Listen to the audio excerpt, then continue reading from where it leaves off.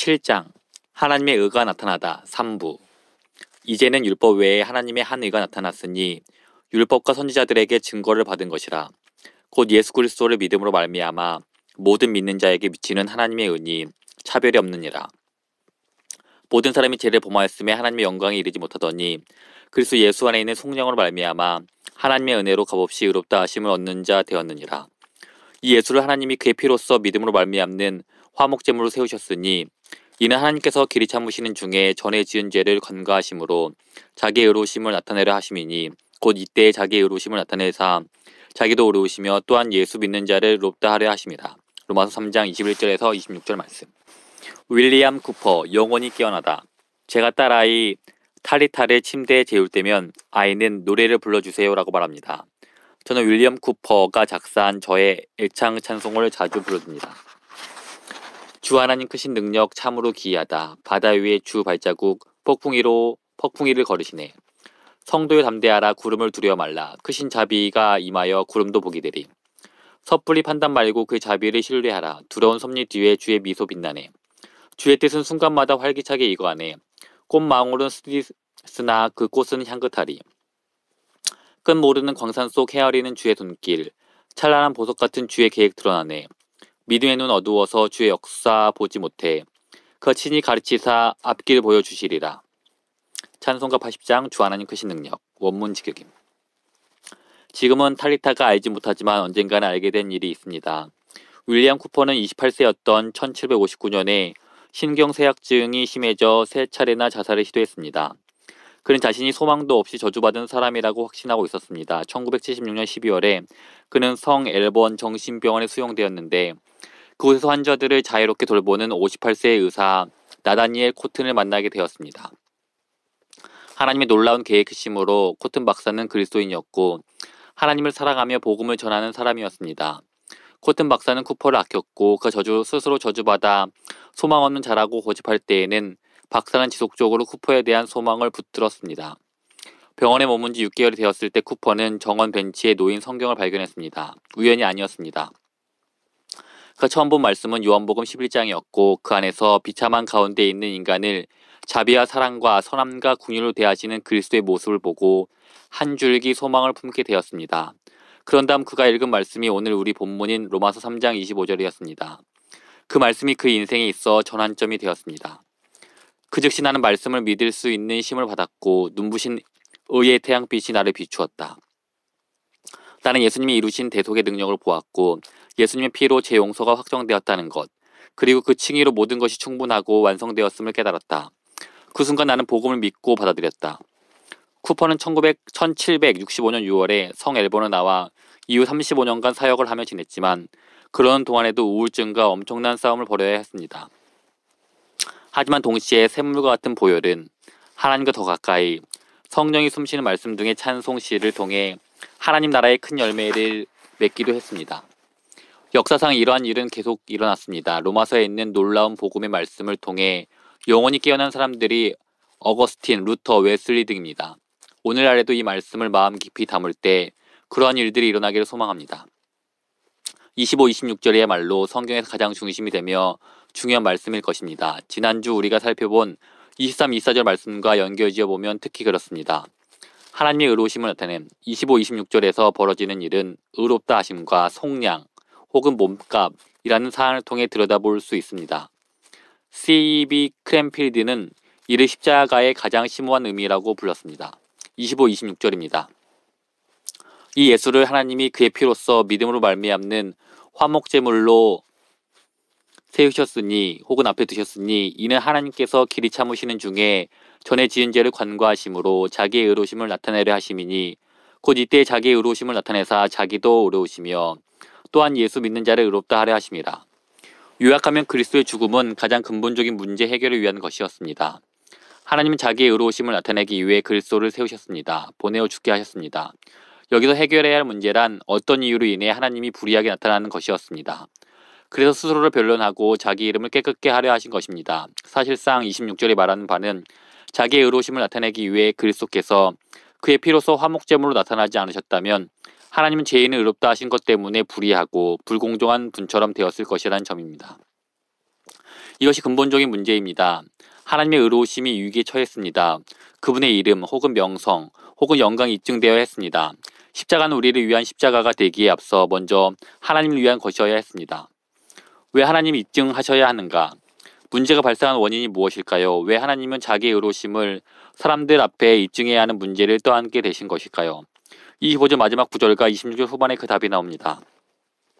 이는 하나님께서 길이 참으시는 중에 전에 지은 죄를 관과하심으로 예수 믿는 자를 의롭다 하려 하심이라. 그렇다면 이 두 구절이 의미하는 바는 무엇입니까?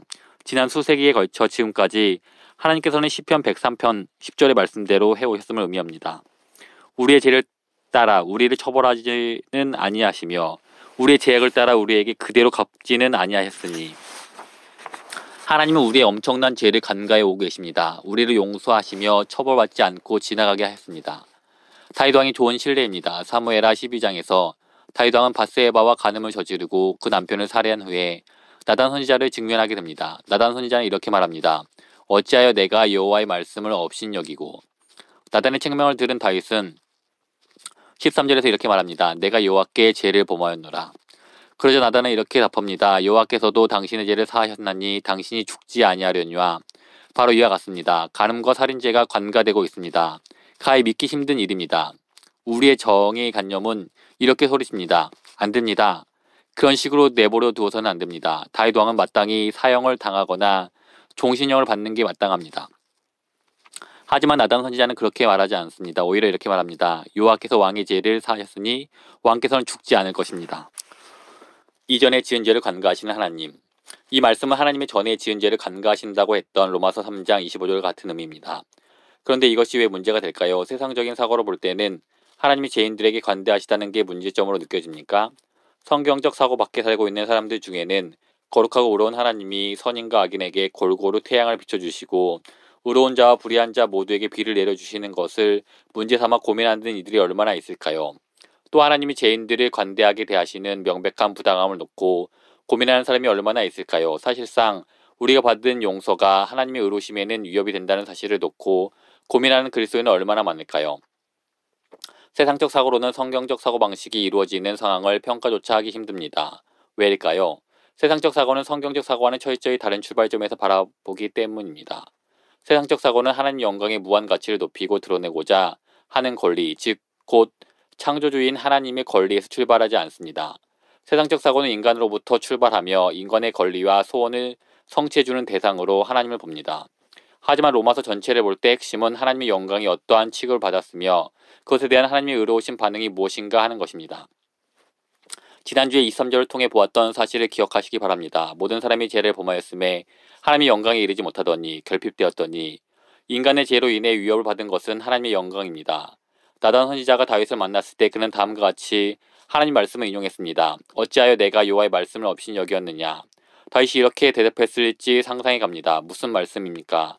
제가 업신여겼다니요. 저는 하나님의 업신여기지 않았습니다. 하나님에 대해 생각조차 하지 않았습니다. 그저 묘혹하는 여자를 보고 달아올랐을 뿐이고 그런 후에는 사람들에게 발각될까봐 죽을 만큼 두려웠을 뿐입니다. 제 머릿속에서 하나님은 떠올려 보지도 않았습니다. 하나님이 이렇게 대답하실 것입니다. 우주의 창조자, 결혼의 설계자, 생명의 근원, 너의 전제를 붙들고 있는 자, 너를 왕으로 세운 자, 나 여호와를 머릿속에 떠올리지도 않았다니. 다윗아, 바로 그거다. 그게 바로 내가 하고 싶은 말이다. 너는 나를 업신여겼다. 모든 죄악은 인간에 대한 해악이기에 앞서 하나님을 업신여기는 일입니다. 모든 죄악은 하나님과 더불어 누리는 영원한 기쁨보다 세상의 순간적 쾌락을 더 사랑하는 것입니다. 다윗은 하나님의 영광을 모욕했습니다. 하나님의 가치를 하찮게 여겼습니다. 하나님의 이름을 더럽혔습니다. 하나님의 영광을 다른 어떤 것보다 더 사랑하는 데 이르지 못하는 것, 그것이 죄의 의미입니다. 모든 사람이 죄를 범하였음에 하나님의 영광을 다른 것과 바꾸었으니. 문제점, 하나님 스스로 자신의 영광을 업신여기는 듯 보일 때, 따라서 하나님이 죄를 관가하실 때 발생하는 문제는 하나님의 이름을 업신여기고 영광을 무시하는 사람들을 하나님이 인정하시는 것처럼 보인다는 것입니다. 하나님은 자기의 영광이 웃음거리가 되는 것에 아무 관심이 없다고 말씀하시는 듯 보입니다. 하나님이 자신의 가치가 저평가됨에도 이를 묵과하시는 듯 보입니다. 죄를 관가하는 것, 즉 죄를 용서하고 불경건한 자를 의롭다 하는 일은 그 자체로 하나님의 영광과 이름과 가치가 별 의미 없거나 심지어 아무 의미도 없다는 메시지를 던져줍니다. 이것이 불의함의 본질입니다. 따라서 만일 하나님이 자기 영광에 대한 무한한 열정, 즉 하나님의 의로우심을 나타내는 방식으로 우리를 구원하지 않고 죄를 간과하신다면 하나님이 참으로 불의한 자처럼 보이게 됩니다. 만일 신적 계시가 없다면 인간의 자연스러운 생각, 즉 세상적인 생각으로는 하나님이 십자가에서 다루셨던 그 위기에 놓인 문제를 보거나 느끼지 못합니다. 죄인을 향한 하나님의 긍휼이 명백히 불의해 보이지만 세상적인 인간은 그것 때문에 잠을 설치거나 하지 않습니다. 그런데 로마서에 따르면 하나님이 그 아들의 죽음으로 해결하라 하신 문제는 가장 근본적인 것이었습니다. 다시 한번 읽어보겠습니다. 이 예수를 하나님이 그의 피로써 믿음으로 말미암는 화목제물로 세우셨으니 그의 아들을 죽게 내보내셨으니 이는 하나님께서 길이 참으시는 혹은 인내하는 중에 전에 지은 죄를 관가하심으로 자기의 의로우심을 나타내려 하심이니 곧 이때 자기의 의로우심을 나타내사 자기도 의로우시며 또한 예수 믿는 자를 의롭다 하려 하심이라. 하나님이 자기 영광의 가치가 아무것도 아닌 듯 죄를 간과하셨다면 하나님은 불의하게 보이고 또한 불의한 자로 나타났을 것입니다. 하나님 모든 죄인의 지옥에 보내어 벌하심으로써 그 문제를 해결하실 수도 있었습니다. 그렇게 하셨다면 하나님의 영광에 이르지 못하고 그분의 이름을 무시하는 우리의 죄를 축소시키려는 하나님으로 비춰지지 않았을 것입니다. 하지만 우리를 멸망시키는 것은 하나님이 기뻐하시는 바가 아니었습니다. 요한복음 3장 17절은 이렇게 말합니다. 하나님이 그 아들을 세상에 보내신 것은 세상을 심판하려 하심이 아니요 그로 말미암아 세상이 구원을 받게 하려 하심이라. 하나님은 의로우신 분, 의롭다 하시는 분. 26절 마지막 부분에서 바울은 예수님의 죽음에 대한 하나님의 두 가지 원대한 목표를 보여줍니다. 예수님은 왜 죽으셨습니까? 이는 하나님께서 자기도 의로우시며 또한 예수 믿는 자를 의롭다 하려 하심입니다. 하나님 스스로 의로운 분이 되시는 것과 더불어 자기의 의가 없는 사람들을 의롭다고 인정하시기 위해서입니다. 이 두 가지는 서로 모순되어 보입니다. 하나님의 영광을 다른 것들과 바꾸어 버린 죄인들을 향해 진노를 퍼붓는 것은 의로운 것이어도 경건치 아니한 자들에게 진노를 퍼붓지 않는 것은 불의한 것일 테니 말입니다. 하지만 하나님께서 자기 영광의 무한한 가치를 나타내면서도 경건치 아니한 자들을 의롭다 하는 것이 그분의 뜻이라면 누군가가, 즉 예수 그리스도가 하나님의 진노를 받음으로 하나님이 자기의 영광을 조롱하는 죄를 결코 가벼이 여기지 않으신다는 사실을 보여주셔야 했습니다. 그래서 25절의 화목제물이라는 단어가 그토록 중요한 것입니다. 그리스도가 우리의 죄를 대신해 하나님의 진노를 담당하시고 우리에게서는 그 진노를 걷어내셨습니다. 십자가에 달리시기 전날 밤에 예수님은 고뇌하면서도 하나님의 영광을 향한 사랑으로 승리를 거두셨습니다. 요한복음 12장 27, 28절에서 이렇게 말씀하셨습니다. 지금 내 마음이 괴로우니 무슨 말을 하리요. 아버지여 나를 구원하여 이때를 면하게 하여 주옵소서. 그러나 내가 이를 위하여 이때에 왔나이다. 아버지여 아버지의 이름을 영광스럽게 하옵소서 하시니 이에 하늘에서 소리가 나서 이르되 내가 이미 영광스럽게 하였고 또다시 영광스럽게 하리라 하시니 하나님이 예수님의 삶 속에서 자신을 영광스럽게 하였을 뿐 아니라 이제는 예수님의 죽음을 통해 영광스럽게 되실 것입니다. 그리고 그렇게 경건치 아니한 자들을 의롭다 하시는 일에서도 그 자신의 의로운 분임을 보이실 것입니다. 그리스도는 우리의 화목제물입니다. 예수님은 하나님의 영광을 향한 사랑 때문에 우리가 받아야 할 하나님의 진노를 몸으로 받으셨습니다. 그리하여 우리가 그리스도 예수 안에 있는 속량으로 말미암아 하나님의 은혜로 값없이 의롭다 하심을 얻은 자가 될 때 그리스도를 믿는 자를 의롭다 여기시는 하나님의 말로 공의롭고 의로운 분임이 만천하에 드러나게 될 것입니다. 하나님이 행하신 일이 내게도 임하려면 하나님이 예수님 안에서 행하신 이 위대한 사역과 우리가 어떻게 확실하게 연결될지 살펴보는 것으로 말씀을 마칠까 합니다. 이 짧은 본문 안에서 바울은 그것에 대해 무려 3차례나 언급합니다. 뒤로 돌아가 보겠습니다. 말씀을 보면서 하나님이 윌리엄 쿠퍼에게 하신 일이 여러분에게도 임하도록 기도하시기 바랍니다. 26절 후반 자기도 의로우시며 또한 예수 믿는 자를 의롭다 하려 하심이라. 예수님을 믿으십시오. 예수님을 믿으십시오. 예수님을 신뢰하십시오. 25절 전반 이 예수를 하나님이 그의 피로써 믿음으로 말미암는 화목제물로 세우셨으니 여러분 자신이 직접 받아 마땅한 하나님의 진노를 예수님이 대신 담당하심으로 여러분이 더 이상 진노를 받을 필요가 없게 되기를 바랍니다. 그렇다면 이 구원의 아름다운 소식에 귀를 기울이고 그대로 받아들이십시오. 예수님을 신뢰하십시오. 마지막 23절 모든 사람이 죄를 범하였음에 하나님 영광에 이르지 못하더니 하나님의 은은 믿는 모든 사람들의 것입니다. 여러분 안에는 없지만 영생을 위해서는 반드시 지녀야 하는 의를 우리의 믿음을 통해 우리에게 은혜로 값없이 선물로 주십니다. 그분을 신뢰하십시오. 그분을 믿으십시오. 이것이 그분이 요구하시는 바입니다. 값을 지불하는 것도 아니고 하나님이 빚을 지게끔 우리의 행위로 얻을 수 있는 것도 아닙니다. 다만 경건하지 아니한 자를 의롭다 하시는 이를 믿어야 합니다.